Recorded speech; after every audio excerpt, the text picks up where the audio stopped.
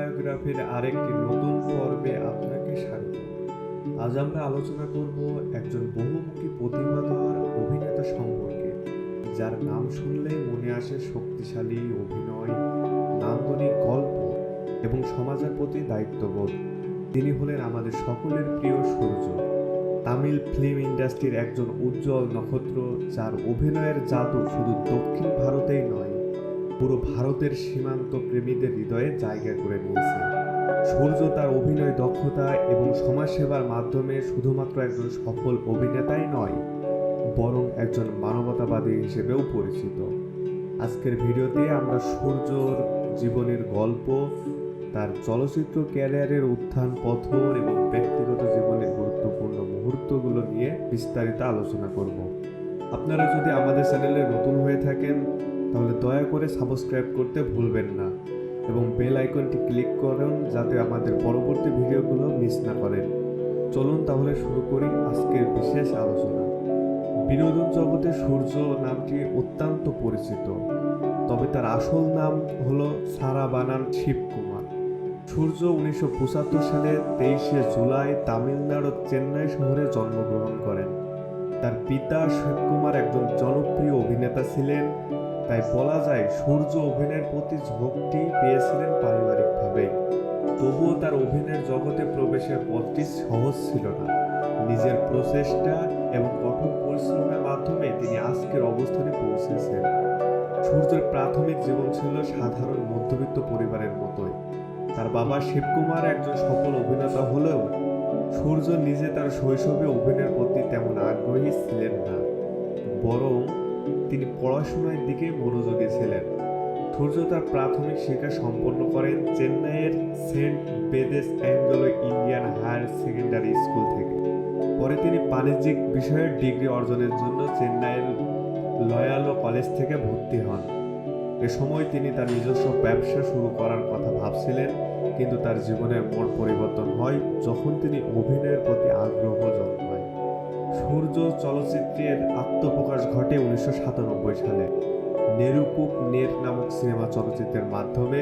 এই চলচ্চিত্রটি তার ক্যারিয়ারের জন্য একটি গুরুত্বপূর্ণ ছিল, কারণ এটি তাকে চলচ্চিত্র জগতের প্রথম পদার্পণ করতে সাহায্য করে। তবে তার প্রাথমিক দিনগুলো ছিল সংগ্রাম মুখর। সূর্য নিজের দক্ষতা প্রমাণের জন্য কঠোর পরিশ্রম করতে লাগলেন এবং ধীরে ধীরে নিজের অবস্থান তৈরি করতে সক্ষম হলেন। সূর্যের ক্যারিয়ারের আসল পরিবর্তনটা আসে 2001 সালে নন্দা চলচ্চিত্রের মাধ্যমে।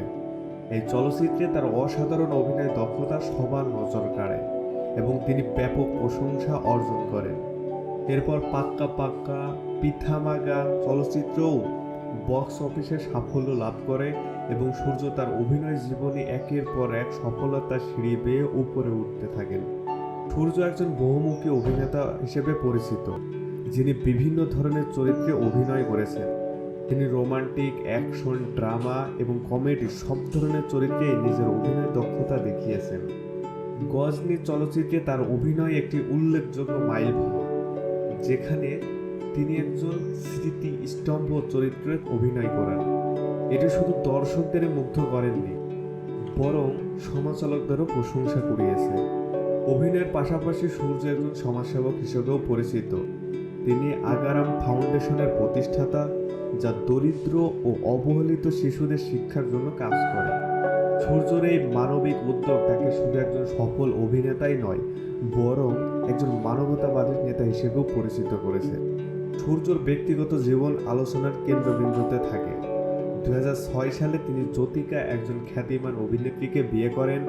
এই দম্পতির 2 সন্তান রয়েছে, একটি মেয়ে এবং অপরটি ছেলে। সূর্য এবং জ্যোতির সম্পর্কটি চলচ্চিত্র জগতের অন্যতম সফল এবং স্থায়ী সম্পর্ক হিসেবে বিবেচিত হয়।